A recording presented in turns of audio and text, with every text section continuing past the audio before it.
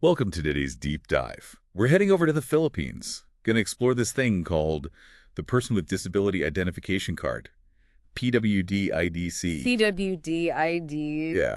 But it's not just any ID card, right? It's kind of like a golden ticket for Filipinos with disabilities, unlocking all sorts of benefits and support.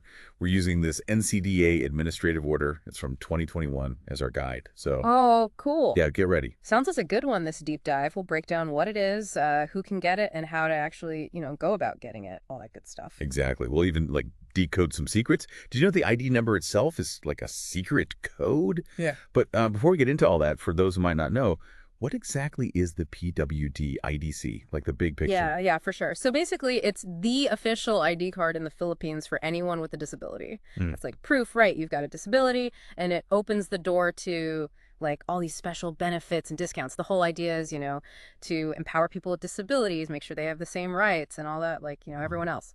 Now, you mentioned discounts. I'm guessing that famous 20% discount everyone's always talking about, that's just the beginning, Oh, right? yeah, just the tip of the iceberg. That 20% off, it applies to a whole bunch of stuff. Medicine, going to the doctor, even transportation, entertainment, you name it. But it goes way beyond that, this card.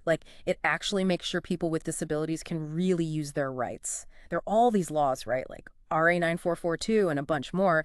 They cover everything from, accessibility in public spaces to, your rights as an employee if you have a disability.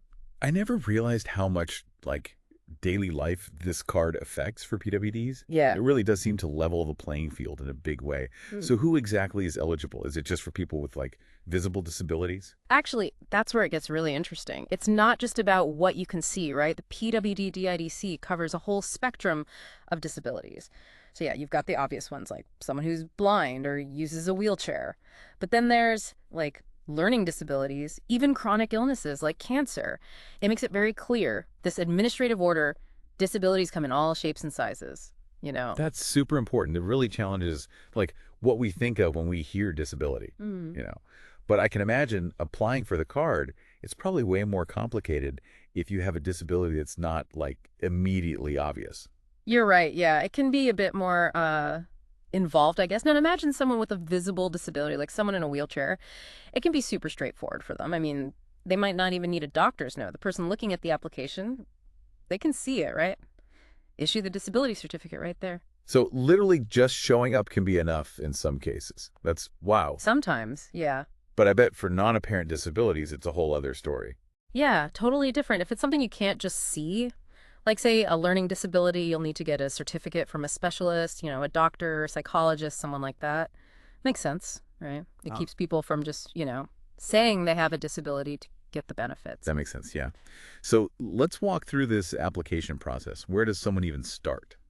Okay, so picture this. You've decided, I need to apply for this PWD IDC. Your first stop is going to be your local city or municipal social welfare and development office, or, Persons with Disabilities Affairs office if they have one. They try to make it easy, keep it local. Local, good. What kind of paperwork are we talking here? What documents do you actually need? Well, it depends, right? Like we were saying, visible disability could be super simple.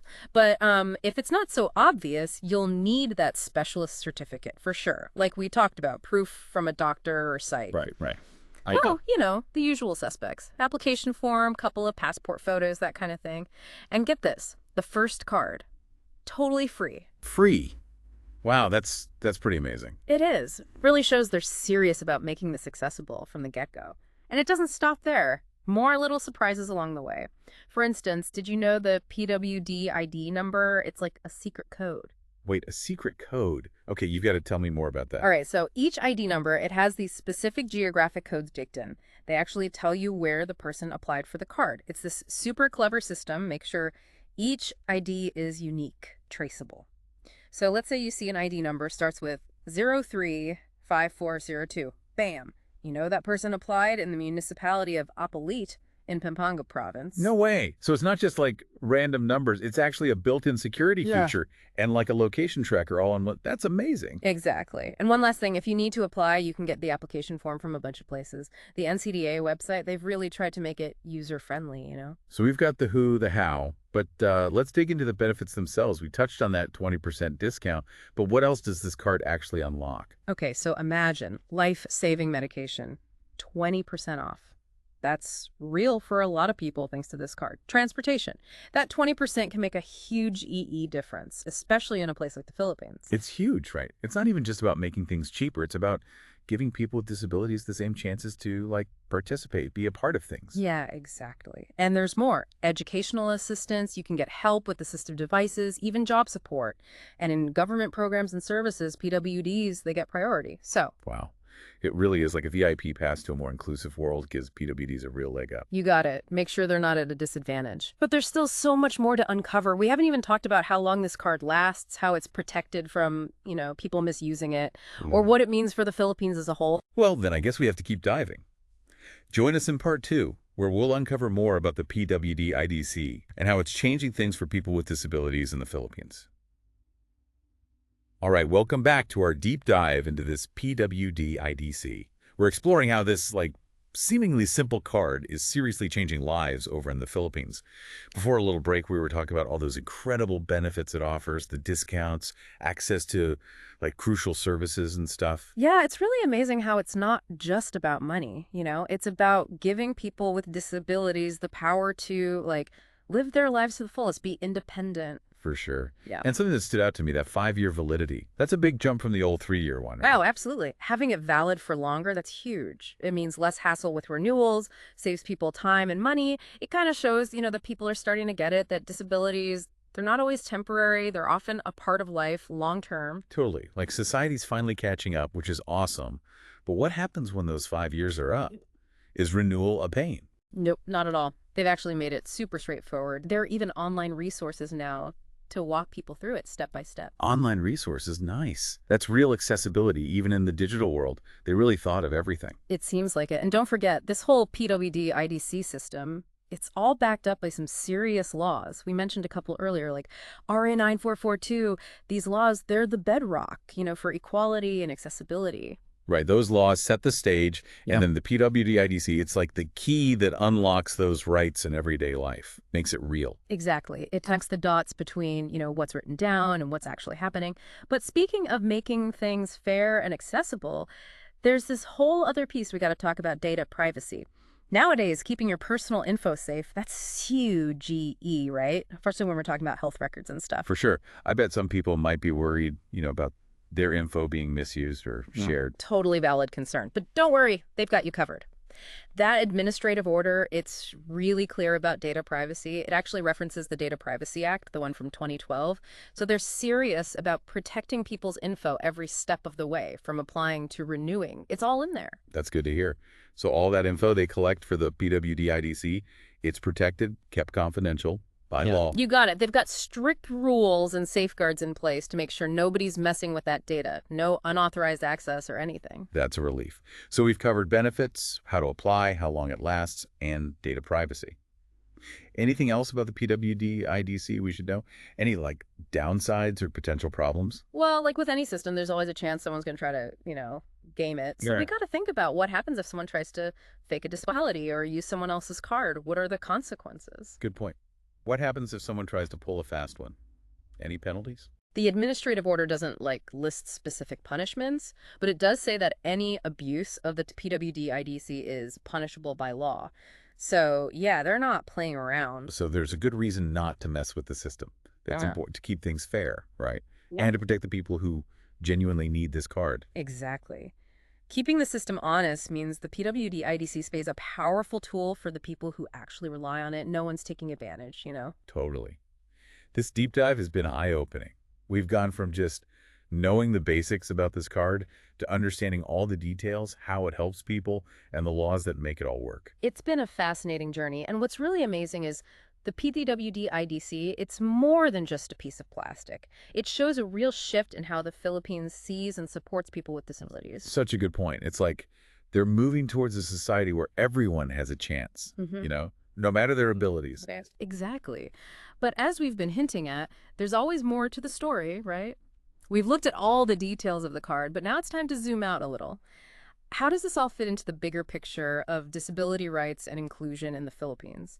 And what about technology? How does that play a role in making a world that's more accessible? Can't wait to tackle those questions. Stick around for part 3, where we'll keep diving deeper and explore how the PWD IDC is impacting society and what the future holds for inclusivity in the Philippines. Welcome back to our deep dive, everyone. We're in the home stretch now, looking at the PWD IDC in the Philippines. We've covered a ton, like how the card actually works, the impact it's having on people, all that. But now I'm kind of curious to see, like, the forest for the trees, how does this all fit into the big picture? Thinking big, I like it. Yeah, Yeah. it's easy to get lost in the weeds, but stepping back, looking at the whole context, that's super important. So let's shift gears a bit. Think about the PWD IDC. Like, what does its existence even tell us about how the Philippines is dealing with disability rights and inclusion? That's a great question. I mean, to me, this card feels like a big step forward. It's like a real concrete sign that they're trying to build a more inclusive society, right? It's not just saying, hey, disability exists. It's actually doing something about it. Exactly. And this progress, it's not happening out of nowhere. This card, it's the result of years and years of people fighting for disability rights, organizations, individuals, all pushing for change. So to win for everyone who's been working towards this Yeah. really shows what can happen when people come together. Absolutely. But like with any journey toward making things more inclusive, I'm sure there are still some bumps in the road, right? Yeah, for sure. The PWD IDC is great, but it's only one part of the solution, right? Think of it this way. It's like having a key to a building, right? But if there's no ramp to get in, that key's not much use. Love that analogy. Yeah. So what are like the missing ramps in the Philippines? What else needs to happen to really make things accessible for everyone? Well, physical accessibility is still a big problem in lots of places. They need more ramps, bathrooms that are accessible, transportation options that work for people with different needs. It's not enough to just have a card with discounts if you can't even get to those places. And it's not just physical spaces either, right? Yeah. The digital world, online stuff, that has to be accessible too. Absolutely. When they design websites, apps, all that, they have to think about accessibility from the start. Things like clear navigation, text for images so people with screen readers can access them, making sure it works with just a keyboard. So technology, it can play a huge role in breaking down those barriers, the digital ones. Yeah. Any cool new tech stuff coming out that you're excited about? Oh, yeah, tons. Assistive technology, it's booming right now. All these amazing devices and software helping people with disabilities communicate, learn, work, just live more independently. It's incredible. I remember seeing this news story about a guy with cerebral palsy. He was using this brain-computer interface thing to control a robotic arm. It was mind-blowing. He could do things he never thought possible. Exactly. And that's just the beginning. There are apps that turn speech into text, screen readers that make online stuff accessible to people with vision problems, even smart home devices you can control with your voice. It's like technology can actually level the playing field, open up so many opportunities. That's the power of it. And when you combine all this new tech with, people speaking up, education, raising awareness, the future for inclusivity in the Philippines, it looks really promising. This has been such an incredible journey, this deep dive. Wow. We started with this PWD IDC card, learned how it works, how it's affecting people, the laws behind it, all of that. Yeah. So as we wrap up, what's the most important thing we should take away from all this? I think the biggest thing is that inclusion, it's a journey, not a destination. The PWD IDC is huge, a big milestone, but it's not the end. It reminds us that we all have a part to play in creating a world where everyone can participate, reach their full potential no matter their abilities. I totally agree. So to everyone listening, we'll leave you with this thought.